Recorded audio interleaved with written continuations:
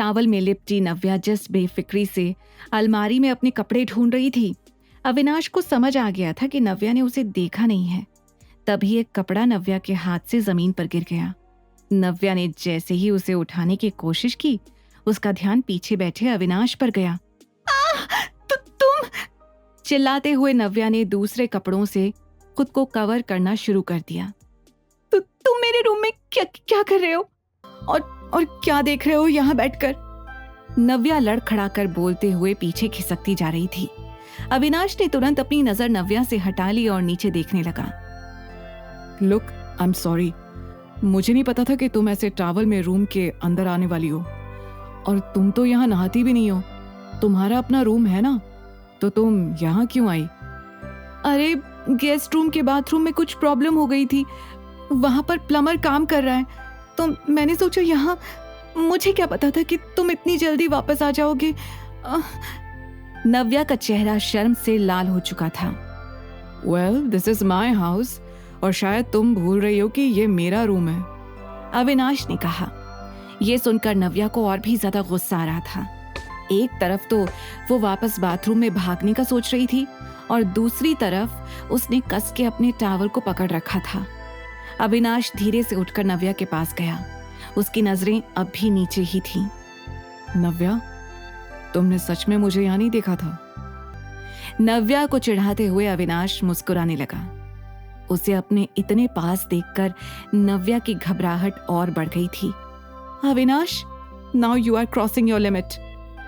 उसका लाल चेहरा देखकर अविनाश जोर से हंसने लगा। Look at your face. उसकी हंसी देखकर नव्या एक पल के लिए हैरान जरूर हुई, लेकिन उसी वक्त वो समझ गई कि अविनाश उसे बेवकूफ बना रहा था। शक्ल देखने लायक है तुम्हारी। Shut up you! नव्या को और भी ज्यादा गुस्सा आ रहा था।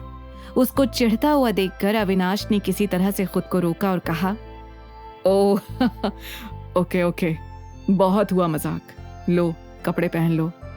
इतना कहकर अविनाश ने जमीन पर गिरे कपड़े उठाए और नव्या की तरफ बढ़ा दिए। नव्या ने एक हाथ से टॉवल पकड़कर दूसरे से कपड़े ले लिए। पहले तुम तो निकलो यहां से, उसने चिढ़ते हुए कहा। एक्सक्यूज मी, मैं क्यों निकलूं? ये मेरा रूम है, अविनाश ने एक बार फिर से उसे चिढ़ाते हुए कहा। नव्या का मुंह खुला का खुला रह गया। तभी अविनाश ने हंसते हुए कहा, ठीक है, जोक्स अपार्ट। इतना कहकर अविनाश पीछे मुड़ गया। नव्या मौका देखते ही बाथरूम की तरफ भागी। जैसे ही दरवाजा बंद करने की आवाज आई, अविनाश ने बाथरूम की तरफ देखा। उसके चेहरे पर हल्की सी स्माइल थी। उसे खुद भी नहीं पता कि वो क्यों मुस्कुरा रहा था। तभी अचानक उसने खुद से कहा, What?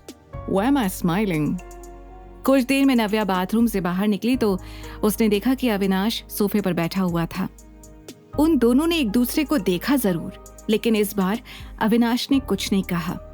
उनके बीच फैली एम्बैरेसमेंट को खत्म करने के लिए अविनाश ने पूछा, वैसे तुम आज जल्दी ऑफिस से घर कैसे आ गई?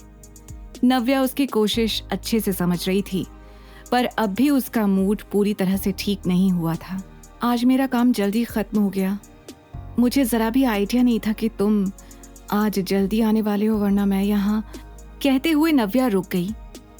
वैसे ये सवाल तो मैं भी तुमसे कर सकती हूँ, तुम आज जल्दी वापस कैसे आ गए?